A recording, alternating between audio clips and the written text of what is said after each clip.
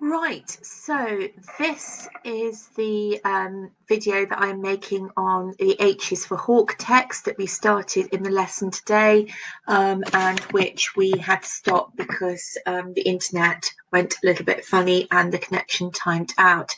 So we had a look at the beginning. So we've already talked about the SPAF, the speaker, which is Helen Macdonald. The purpose, which is to describe her first encounter with the two hawks, that the man who is selling them, the expert, has actually bought her, and obviously she's meant to have only one of them, and the one that she's meant to have is not the one that she likes. And it also explains her feelings, her attitudes, and why she wants the first hawk that is actually designed for somebody else. The audience is obviously anybody, but presumably people perhaps with an interest in nature, the natural world, maybe even these kinds of birds themselves. And maybe also people that may, like Macdonald herself, have gone through some kind of grief scenario. If you remember, one of the reasons why she wanted to train and work with the goshawk is to get over the sudden death of her father. The other thing that we also started to notice about this text was the use of some quite complex terms of vocabulary. So I think the assumption is that she is also perhaps writing for an educated audience who would perhaps understand those references or those allusions. So we've got the classical allusion to Medea, we've got the reference to medieval manuscripts, we've got the reference to Shakespeare, we've got the reference to the mad woman in the attic, which is the reference to Charlotte Bronte's Jane Eyre. So all of those literary and classical references suggest that she is assuming that her audience will understand what those mean. Moving on to the form. The form, as you see at the top there, is a literary autobiography. So it is written in more of a way that we might perhaps expect story to be written. We looked in the lesson at the vocabulary. So these were the vocabulary check points that I wanted you to look through, and some of them I illustrated there for you, so you have got notes on all of those. And we also looked at the opening, the exposition of the text, which is this bit on the slide here, as you can see, that we actually looked at. And I think it was Toby who mentioned this term, which is the idea of a holophrastic sentence.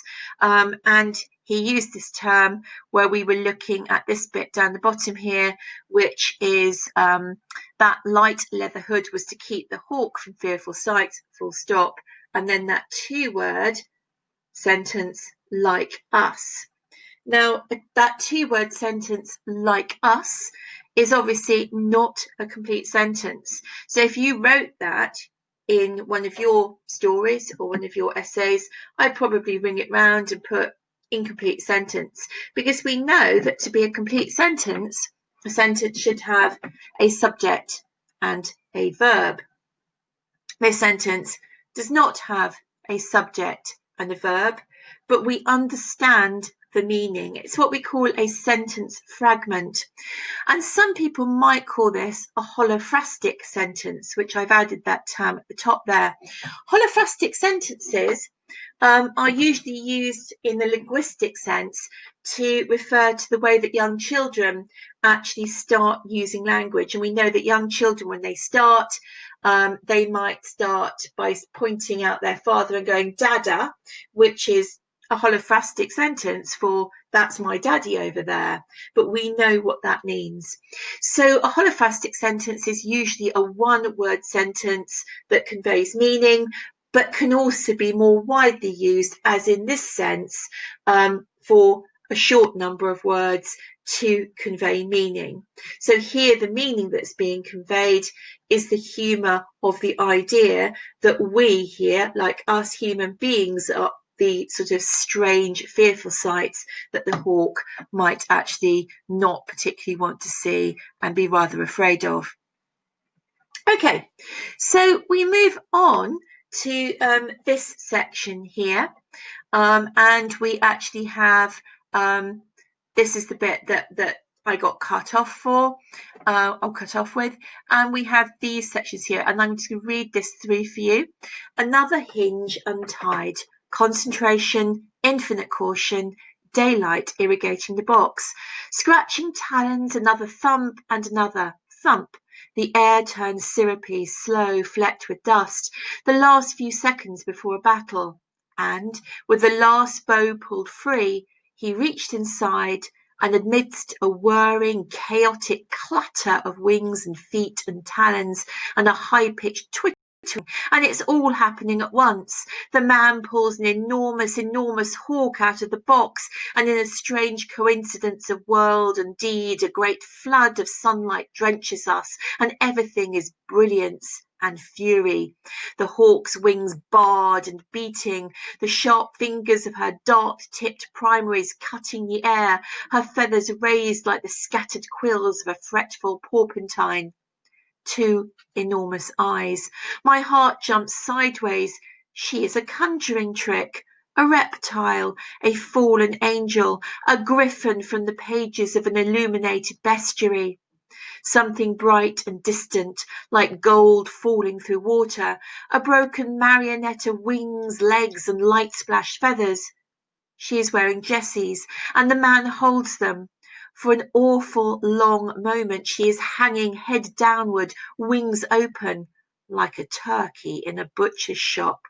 Only her head is turned right way up, and she's seeing more than she has ever seen before in her whole short life. Her world was an aviary, no larger than a living room. Then it was a box. But now it is this, and she can see everything.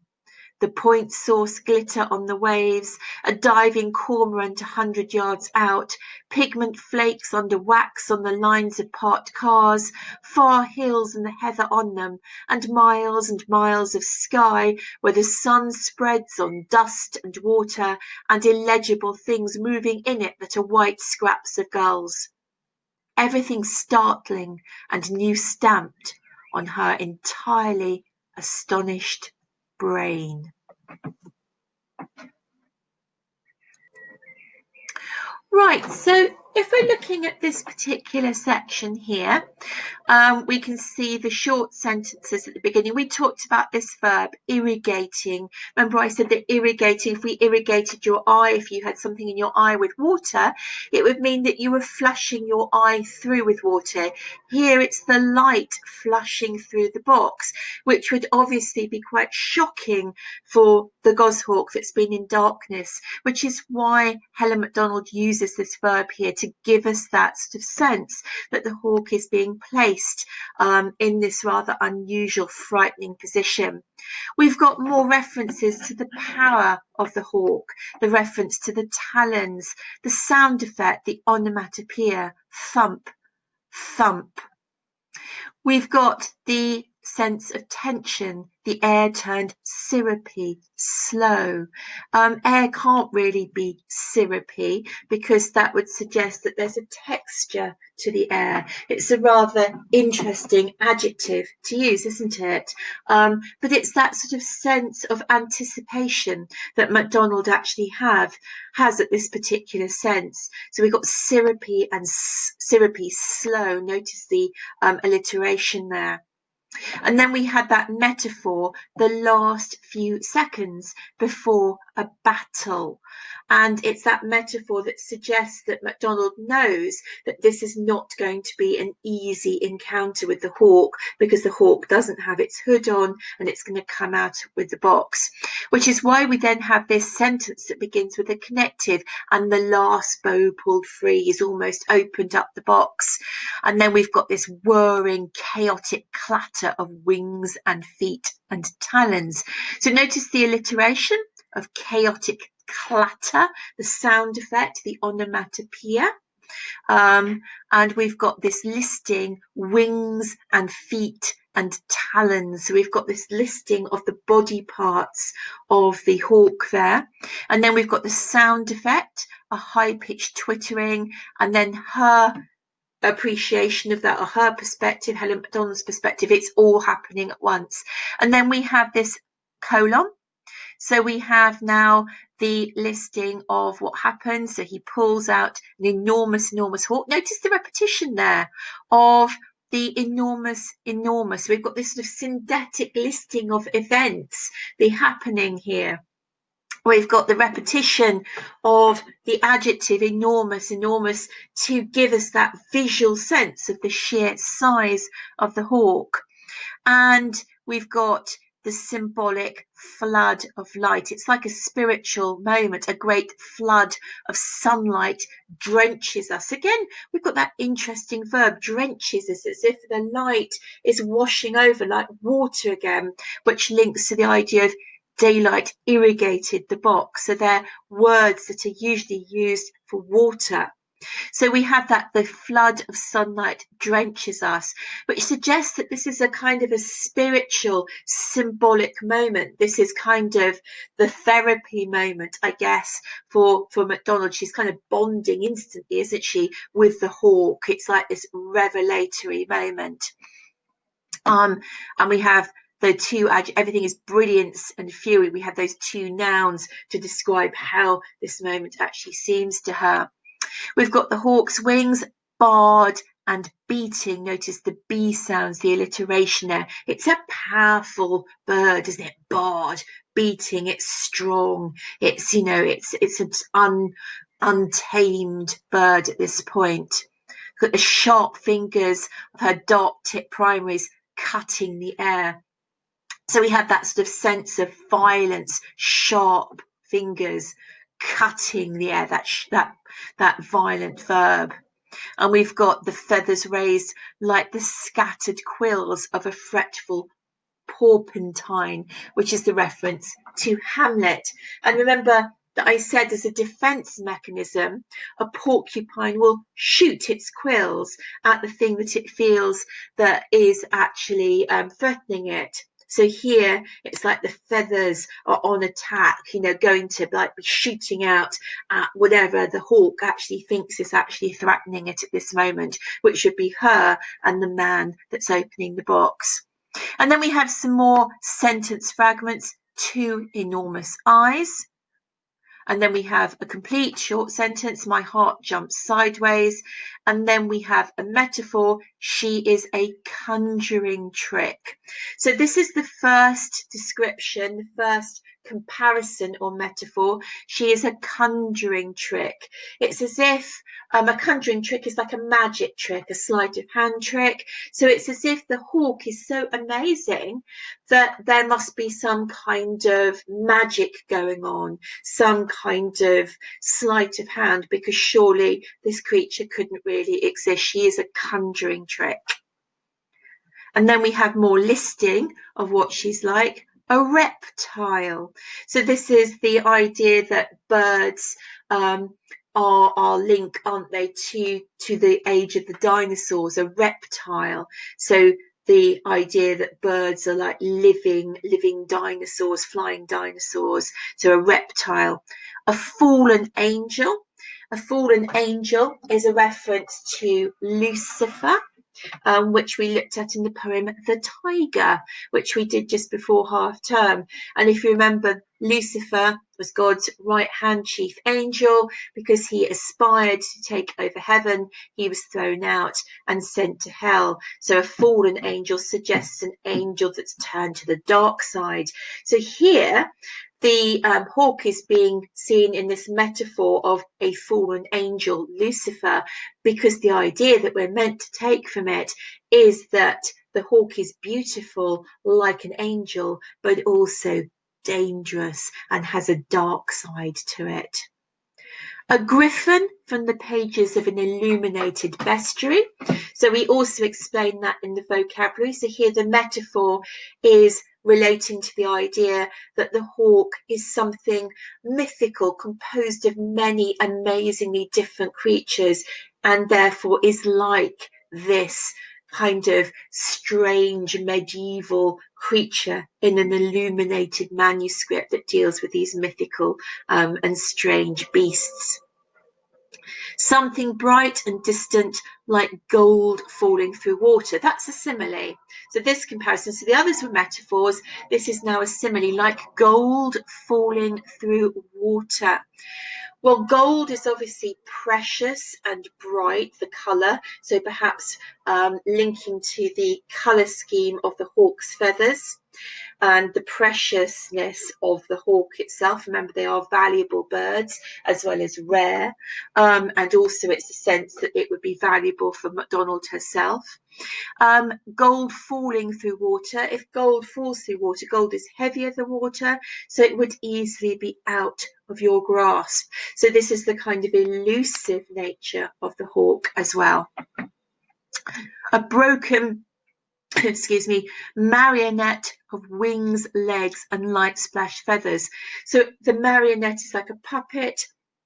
So it's like in the way that she is in the box, it's as if the puppet is broken because you can't manipulate her in the right way. She's out of control, a broken marionette, because she's out of control. She's got jesses on, which are the leg straps and ties.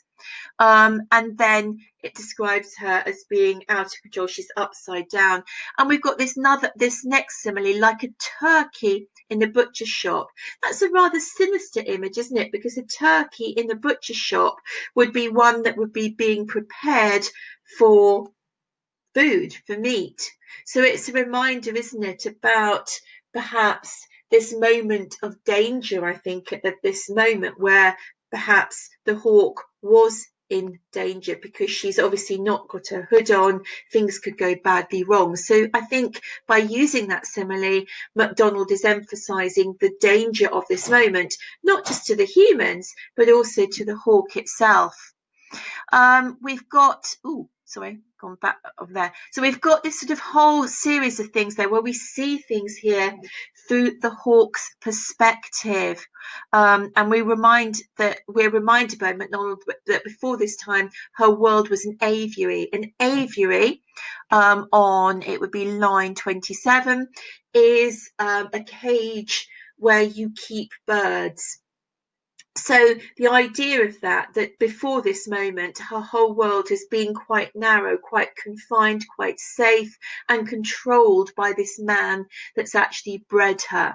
And now she's seeing everything, and that therefore we've got this idea. But now it's this. So this is the present moment. It's very different. We've got more listing. Look at the semicolon there. And she can see everything.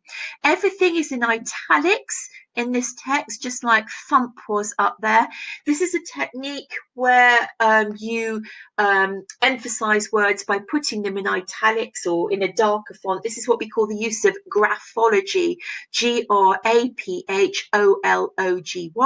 And graphology is a way in which you can emphasize words by doing this, by italicizing them in this particular method. So everything is being stressed here, and we get that listing now, the colon, we get more listing here of what the hawk can actually see. So Macdonald is imagining herself here into the vision, into the mindset of the hawk.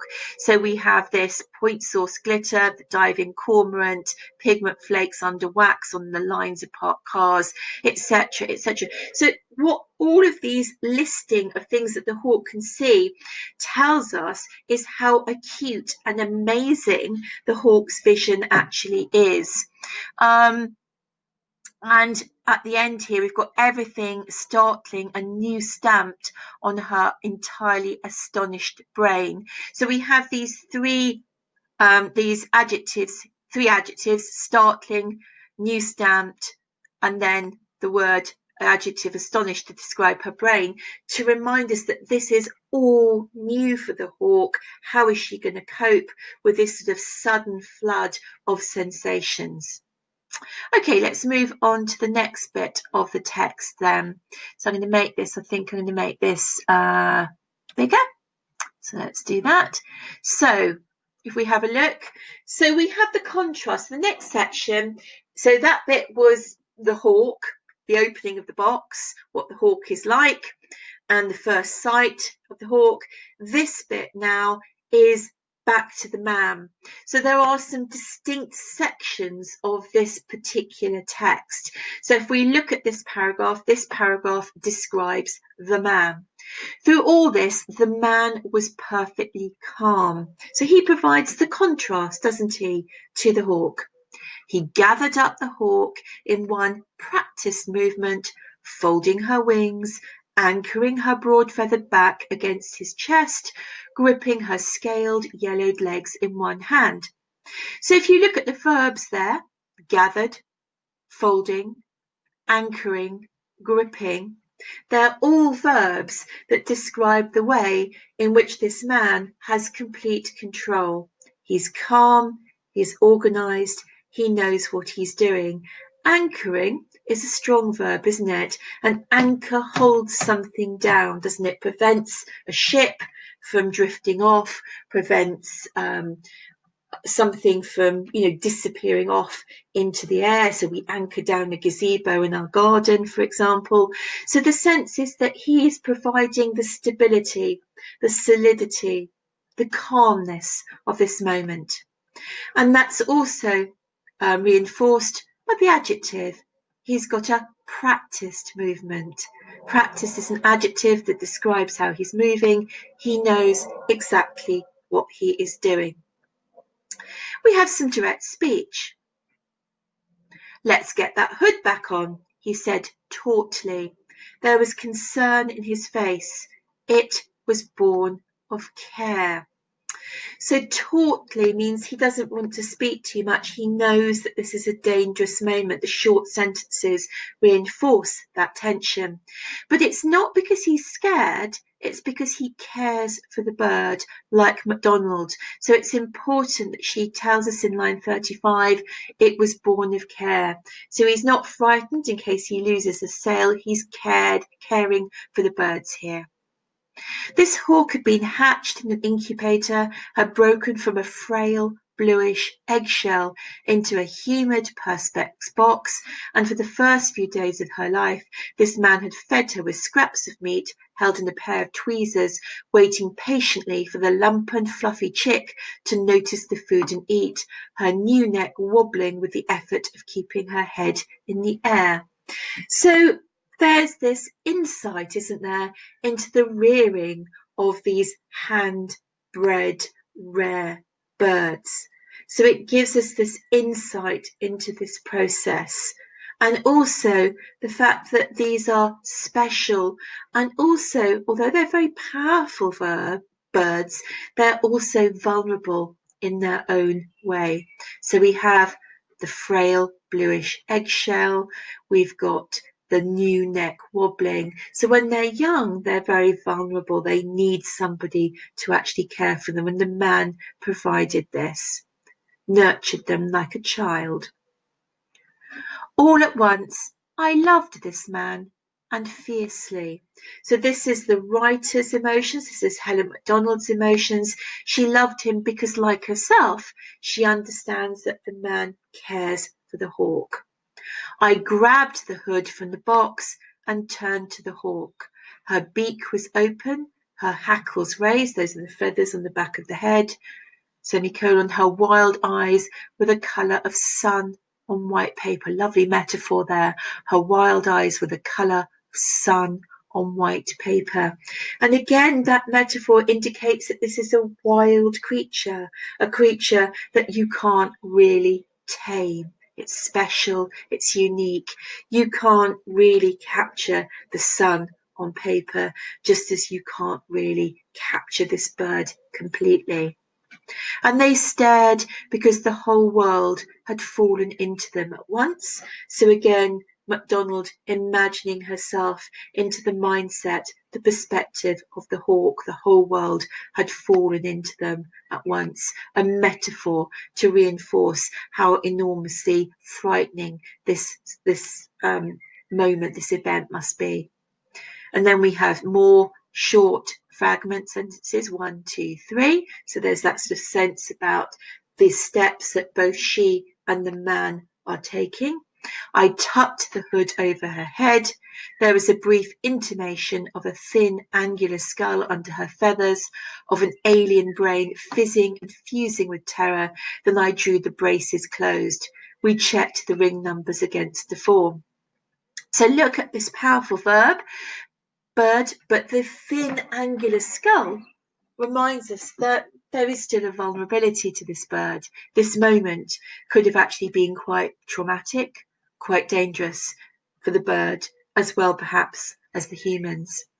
And we're reminded, aren't we, with this, again, this metaphor of an alien brain fizzing and fusing with terror.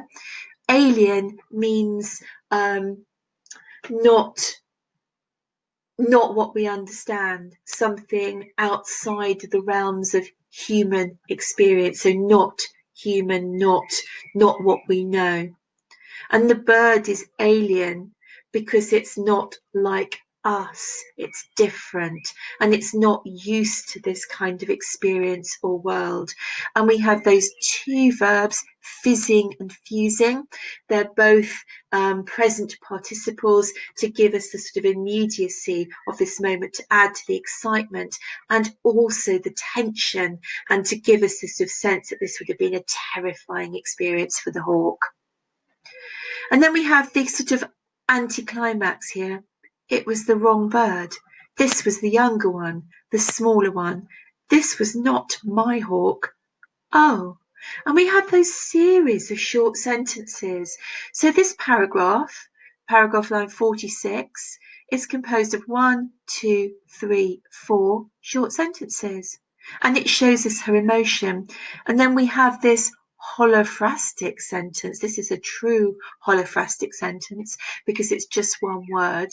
And it sums up in one key word, which also uses graphology, the italicization, to reinforce how she's unhappy that this is a mistake. It implies, doesn't it, that she wanted this bird, that this is the one that she actually wants. Okay, so let's move it on then. So we put her back and opened the other box, which was meant to hold the larger, older bird. And dear God, it did. So look at that short sentence. So they're working together, first of all. So we put her back, so they're working together. So this is now the fourth section of the text. So the first section was the introduction, the meeting. The second section is the first bird. The third section is how the man and she deals with this frightening moment. This is the fourth section, which deals with the second hawk, which is also female, but very different. So they're working together, we, the collective pronoun, they're working together. I've got this short sentence, and dear God, it did. So this is a statement, and in one very short sentence, Helen Macdonald manages to show her horror, her shock. Dear God suggests that you need God's help, and it suggests that she doesn't like this one. Ooh. Everything about this second hawk was different. She came out like a Victorian melodrama. And there we have a simile. She came out like a Victorian melodrama. Now, Victorian is the 19th century. A melodrama is a very excessive kind of style, dramatic form of drama. So you'd have sort of very heightened ideas of heroes and villains and all the action that would go along with that. And this is the sort of sense that we've got. So this bird comes out in a really dramatic, over the top kind of way. And it's quite scary and off-putting for Macdonald. And she describes it. So that's a simile. But then we get a metaphor after the colon that extends that idea. And this is the one that we looked at in the vocabulary glossary, a sort of madwoman in the attack. So this is the reference to Charlotte Bronte's novel Jane Eyre. And this is the idea of the mad woman in the attic. And here, this is the way that Macdonald sees the bird. Instead of just being confined in the attic, this bird is now free, she's out, and she can be a mad woman in the real world. And Macdonald Macdonald doesn't like this. She doesn't like this bird. She was smokier and darker and a much, much bigger. And instead of twittering, she wailed. So look at those words: smokier, adjective 1, darker, adjective 2, bigger, adjective 3, and then this verb, she wailed. They're all rather negative adjectives and verbs, aren't they? This isn't a pleasant experience this time. Wailing is very different to twittering. Twittering is an onomatopoeic word that sounds quite pleasant and, a sound that you might like to hear. Here, the bird is wailing, not a pleasant sound. Great awful gouts of sound, like a thing in pain. This is another simile. So it's a horrible sound. And the sound was unbearable. This is my hawk. So again, look at that graphology in the short sentence. She doesn't want this. It really sums that up. Oh my goodness, what is this? She's really emphasizing or implying in that one short sentence. I was telling myself, and it was all I could do to breathe. She too was bareheaded, and I grabbed the hood from the box as before. But as I brought it up to her face, I looked into her eyes and saw something blank and crazy in her stare. So she's frightened. She doesn't identify with this hawk. She only sees the mad thing in the hawk's eyes, whereas she's obviously bonded with the first hawk. Some madness from a distant country. I didn't recognise her. This isn't my hawk. So again, notice more graphology, more italics to emphasise her themes. This isn't my hawk. I really hope it isn't. The hood was on, the ring numbers checked, the bird back in the box, the yellow form folded, the money exchanged. Notice that listing here of things that are going on. So the man's back in control, things are moving on. And all I could think, but this isn't my hawk. So it is her hawk, isn't it? But the point is that the ownership refers to the one that she wants, the one that she's bonded with, that sort of sense of mutual kind of bonding. Slow panic, more short sentences there. I knew what I had to say, and it was a monstrous breach of etiquette. So we get this sense here that etiquette is manners, isn't it? So as the fourth form, you have done Mr. Farmer's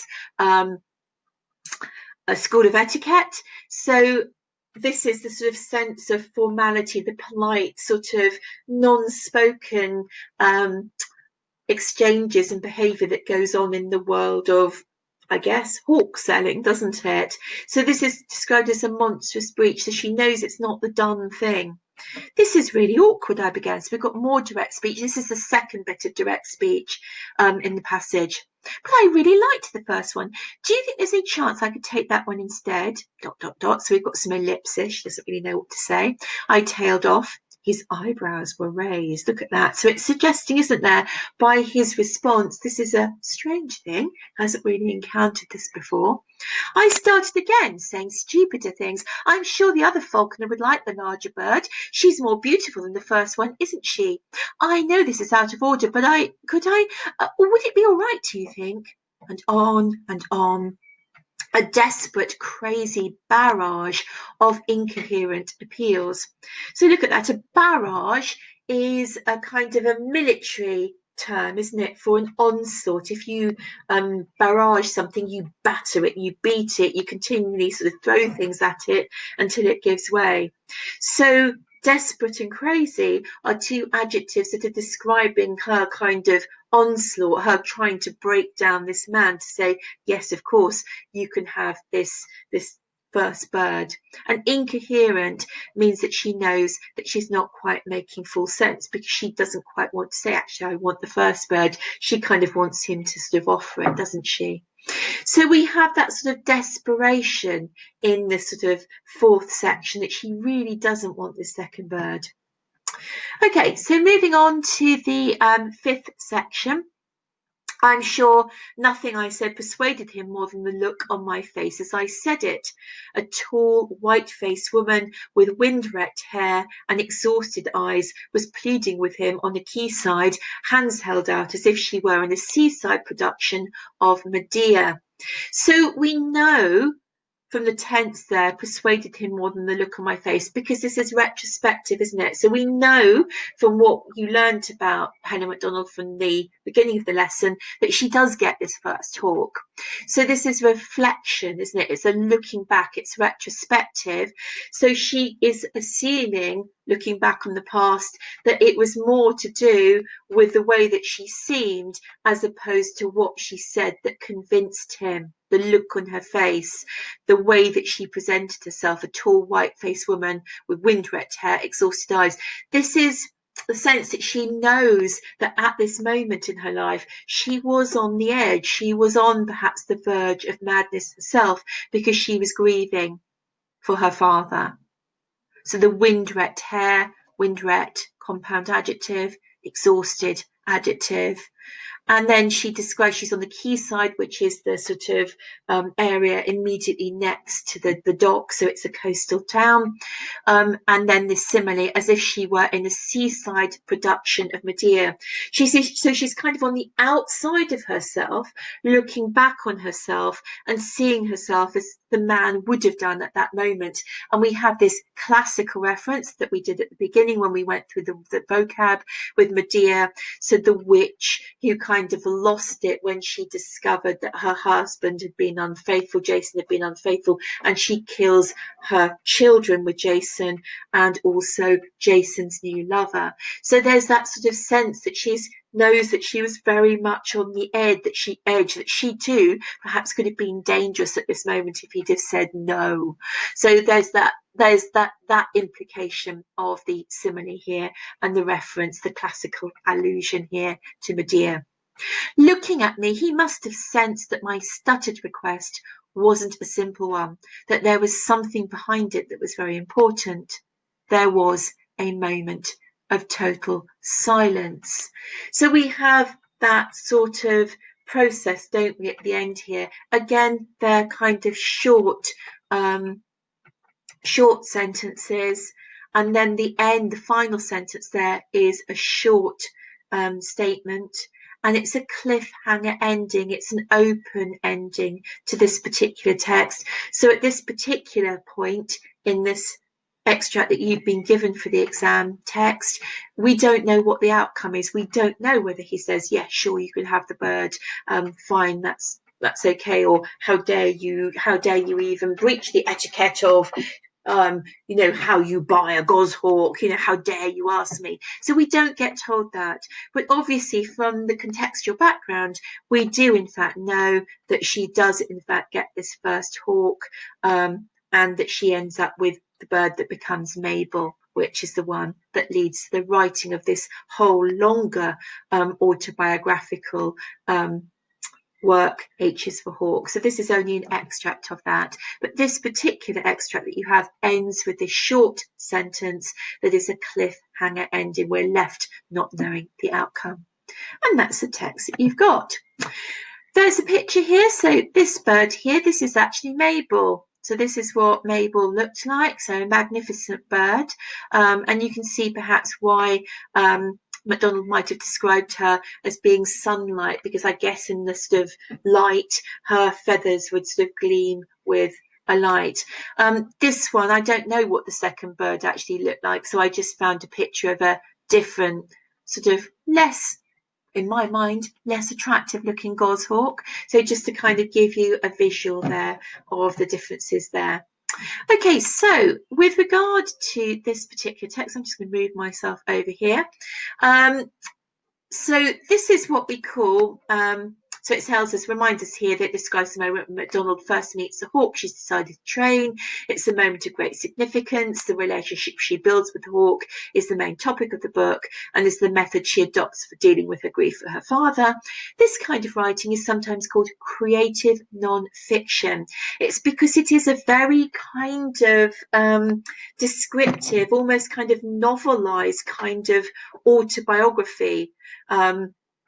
With the level of detail that she puts in all of those metaphors, all of those descriptions, because it's imaginative and it is highly crafted. So one of the things that you can go through now, and hopefully you've been annotating very carefully, as I've gone through all of that, is to just go through and label again some of the description, the narrative. The narrative is the moving on of the story of this sequence. So these are the bits where the man, puts the bird back, etc., etc. The dialogue is the speech, thoughts and feelings, and then fact-based explanation. So we have all 5 of those different kinds of writing in this particular text. Now, this is going to be the 12-marker task that I want you to have a go. So it's been a bit of a while. You've been mostly doing questions 1, 2, and 3 of your exam. This one is a question 4. If you remember, 4 is the 12 markers. So 1, 2, and 3 are always on the unseen text. Question 4 is the 12 marker on the taught text. And question 5 is the big 22 marker where you do your sensey comparisons, linking both of them together in as many paragraphs as you can do in 35 to 40 minutes. So you're going to have a go at this task. So you've got, how does the writer create a sense of excitement at seeing the birds in this passage? You should support your answer with close reference to the passage, including brief quotations. So you're looking at excitement at the birds. And excitement can both mean pleasure, but could also mean excitement and the sense of, oh, what's that? The sort of aloof kind of almost horror as well. So you can have that sort of sense for the second bird as well. So there is probably in this passage the excitement at the meeting itself, the moment, and the feeling, the anticipation at seeing the bird for the first time, the excitement at seeing the first goshawk, the slightly different kind of excitement at seeing the second bird, and then the excitement at the end, hoping that she's going to get given the first bird and has been able to convince the man that this is the bird that she should actually have. So we've got 2 examples here. So example A on the left, Macdonald is clearly excited about seeing the hawk. You can tell this by the way that she exaggerates, saying the hawk is enormous, enormous. So we have a point, we have an example with a quotation, and we've got a bit of technique there, exaggerates. That is probably a level 2 response. So if I just flick to the next slide, so level 2 is some understanding of and comment on language and structure and how these are used by writers to achieve effects. The selection of references is valid but not developed.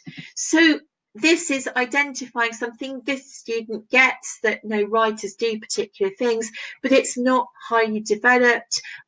It's not elaborated on. Okay, if we look at example answer B, you can instantly see is longer.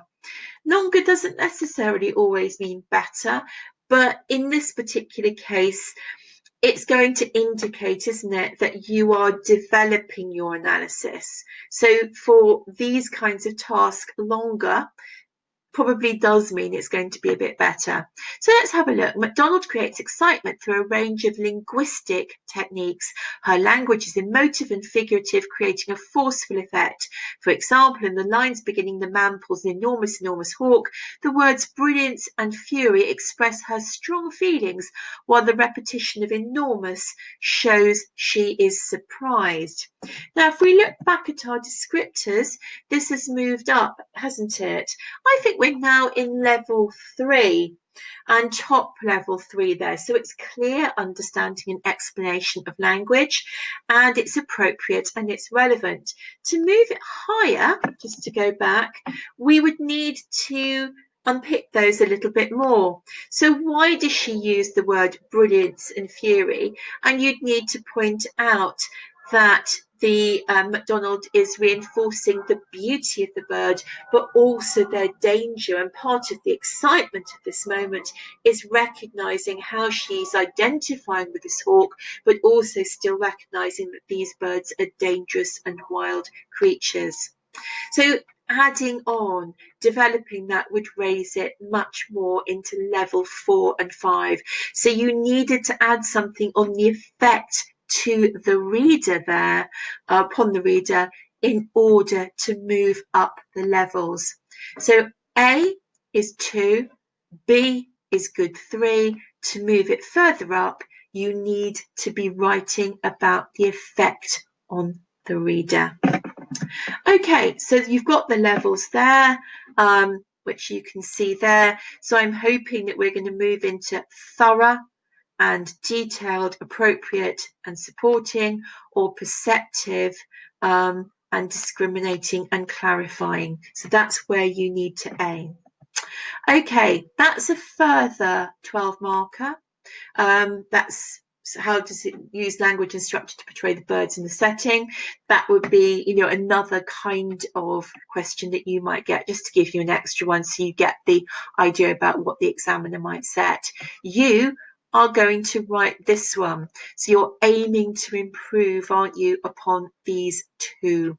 So remember, in the 12 marker task, you generally write 3 paragraphs. So you write about the excitement at the beginning of the passage, you write about the excitement that's conveyed in the middle, which is the description of the 2 birds, and then the excitement at the end, where she's hoping that the man is going to give her the bird that she has seen. Okay, so hopefully that should give you some tips and pointers there. So I'm going to end there, and hopefully this will give you some things that you're going to annotate, and then you're going to come back and join me in the team meeting room. Okay, thank you.